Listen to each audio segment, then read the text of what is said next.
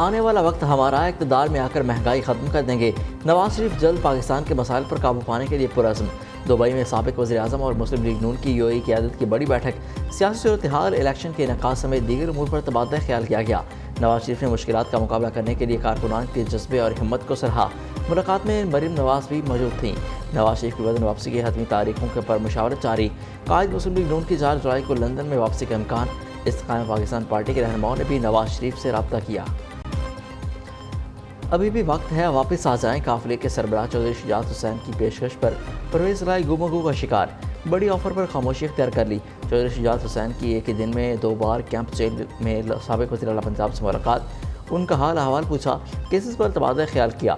دونوں رہنماؤں کی الیکشن انعقاد، سیاسی صورتحال پر بھی بات چیت۔ چودھری پرویز الہی، چودھری صالح حسین، چودھری وجاہت حسین بھی ان سے ملاقات میں موجود تھے۔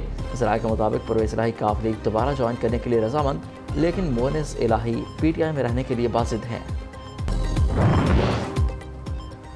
بہت مشکلات دیکھیں مگر کبھی ریڈ لائن کراس نہیں کی۔ سانحہ 9 مئی ملکی تاریخ کا سیاحترین باب ہے۔ احتجاج کے نام پر فوجی تنصیبات پر حملوں کی کوئی اجازت نہیں دی جا سکتی۔ صحیح کو صحیح، غلط کو غلط کہنا سب کی ذمہ داری ہے۔ بلاول بھٹو زرداری کا جاپان میں تقریب سے خطاب، کہا کہ بیرون ملک مقیم پاکستانی ہمارا قیمتی اثاثہ ہیں، دنیا سے امداد نہیں تجارت بحال کرنا چاہتے ہیں۔ جاپان سے IT سیکٹر میں اضافے کے لیے کوشاں ہیں۔ تجارتی تعلقات کا فروغ خارجہ پالیسی کا بنیادی جز ہے۔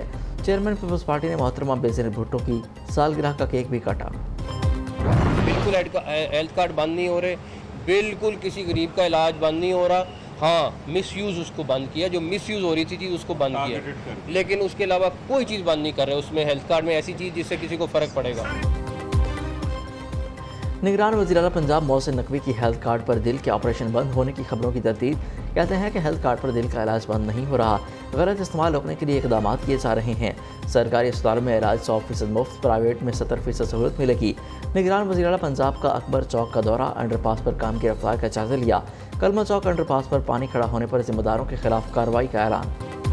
ایک مافیا بنتا گیا کہ یہ لوگ جو تھے آپریشن کروانے کے لیے موسٹلی کیسز جو تھے یہ جانا شروع ہو گئے پرائیویٹ ہاسپٹل میں۔ صحت سہولت کارڈ جس کا نام بدلتا رہا، اس کو ہرگز ہم ختم نہیں کر رہے۔ میں سمجھتا ہوں کہ چاہے کسی نے بھی شروع کیا، ایک اچھا انیشیٹو تھا۔ اس میں جب دیکھا اوور دی ٹائم کہ بہت ڈیٹیریشن ہوئی اور بہت میل پریکٹس آ گئی، لوگوں نے اس کارڈ پہ ارب پتی بن گئے۔ ضرورت تھی یا نہیں تھی؟ اگر ان کو سرکار میں ایک سٹنٹ ڈلنا تھا تو وہاں جا کے 3 ڈلنے شروع ہو گئے، 4 مس یوز بے انتہا ہوا اور بہت ہی بیڈ پریسیڈنٹس بنے۔ PTI کے دور میں صحت کارڈ کے ذریعے بڑے خبروں کا انکشاف، پنجاب حکومت ثبوت سامنے لے آئی۔ لوگ ہیلتھ کارڈ میں گھپلے کر کے اربوں پتی بن گئے۔ ماضی میں بلا ضرورت دل کے سٹنٹ ڈالے گئے۔ ہمارا کوئی سیاسی ایجنڈا نہیں، واحد مقصد لوگوں کی بہتری ہے۔ نگران وزیر صحت پنجاب ڈاکٹر جاوید اکرم کی پریس کانفرنس۔ وزیر اطلاعات عامر میر کہتے ہیں، شناختی کارڈ پر دل کا علاج بند نہیں کیا، آپ کا شناختی کارڈ ہی ہیلتھ کارڈ ہے۔ سیکیورٹی فورسز کی قیام امن کے لیے کارروائیاں جاری۔ بلوچستان کے علاقے ہوشاب میں سیکیورٹی فورسز کا دہشت گردوں کے خلاف آپریشن۔ ISPR کے مطابق دہشت گردوں نے ہاتھ لگا کر فورسز پر حملہ کیا۔ بہادری سے لڑتے ہوئے میجر ثاقب حسین اور نائک باقر علی شہید ہو گئے۔ دہشت گردوں سے فائرنگ کے تبادلے میں ایک جوان زخمی بھی ہوا۔ کوئٹہ میں شیرانی چیک پوسٹ پر بھی دہشت گردوں کی فائرنگ سے 4 اہلکار وطن پر قربان۔ جوابی فائرنگ میں ایک حملہ آور مارا گیا۔ ادھر DI خان کے علاقے کراچی میں خفیہ اطلاعات پر آپریشن فائرنگ کے تبادلے میں 3 دہشت گرد مارے گئے، ہتھیار اور گولہ بارود برآمد۔ ہوشیار، خبردار، تیز ہوائیں، موسلادھار بارش اور ژالہ باری رنگ جمانے کو تیار۔ گزشتہ سال کی طرح بھی خطرے کی گھنٹی بج گئی۔ محکمہ موسمیات کے آغاز سے 8 جولائی تک مانسون کی بارش گئی۔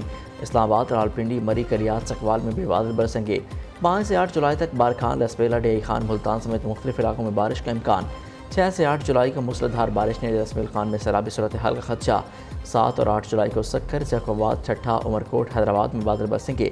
کشمیر، گلگت بلتستان کے پہاڑی علاقوں میں لینڈ سلائڈنگ کا خدشہ۔ قرآن پاک کی بے حرمتی ایک گھناؤنا جرم، قرآن اور پیغمبر اسلام کی توہین کو برداشت نہیں کیا جا سکتا۔ سویڈن میں قرآن پاک کی بے حرمتی سے متعلق پوری امت مسلمہ کو تکلیف پہنچی۔ ایسے واقعات کی روک تھام کے لیے مشترکہ حکمت عملی اپنانا ہوگی۔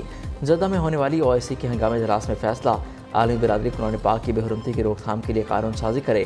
مسلم امہ کے رہنماؤں کا OIC کے پلیٹ فارم سے مطالبہ۔ پاکستانی مندوب فواد شیر نے کہا، آزادی اظہار یا احتجاج کے نام پر ایسے واقعات کو جواز بنایا نہیں جا سکتا۔ دوسری جانب سعودی عرب، ایران، مصر، ترکی سمیت مسلم ممالک میں احتجاجی مظاہرے۔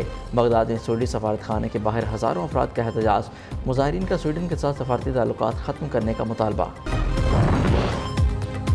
سویڈن حکومت کی سرپرستی میں قرآن پاک کی بے حرمتی ہوئی، مسلم امت کی جانب سے سرکاری سزا پر بھرپور رد عمل دیا جانا چاہیے۔ بین الملل میں پاکستان سمیت تمام مسلم ممالک سویڈن کے سفیروں کو نکالیں، سراج الحق کا مطالبہ۔ امیر جماعت اسلامی نے کہا کہ مغربی نظام نے انسانیت کو جنگ و جدل، خون خرابہ، فحاشی اور غربت دی، یہ لوگ مسلمانوں کو کسی قسم کی اہمیت دینے کو تیار نہیں۔ کراچی کے علاقے لانڈی میں فیملی پارک میں داخلے کی اجازت نہ ملنے پر اوباشوں کی ہنگامہ آئی، فائرنگ اور توڑ پھوڑ کی۔ CCTV فوٹیج منظر عام پر آنے کے باوجود پولیس ملزموں کو پکڑنے میں ناکام، واقعے سے علاقے میں خوف و ہراس پھیل گیا، ملزمان فرار۔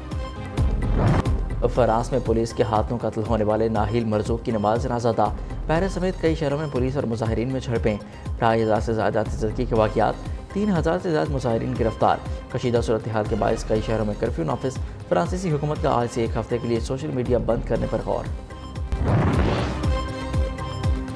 کینیڈا کے صوبے البرٹا میں طوفانی بگولوں نے تباہی مچا دی، گھروں کی چھتیں اڑ گئیں، درخت جڑوں سے اکھڑ گئے، متعدد مویشی ہلاک، حکام کے مطابق کسی قسم کا جانی نقصان نہیں ہوا۔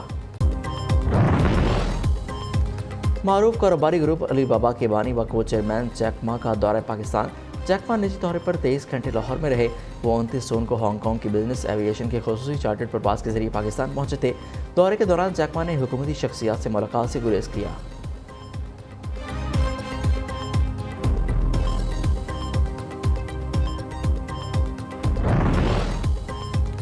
پاکستان کا ایک اور اعزاز، حیدرآباد کا کاشف سرمد امریکی ریاست کولوراڈو کی ایڈمنز کاؤنٹی میں ڈپٹی شeriف بن گیا۔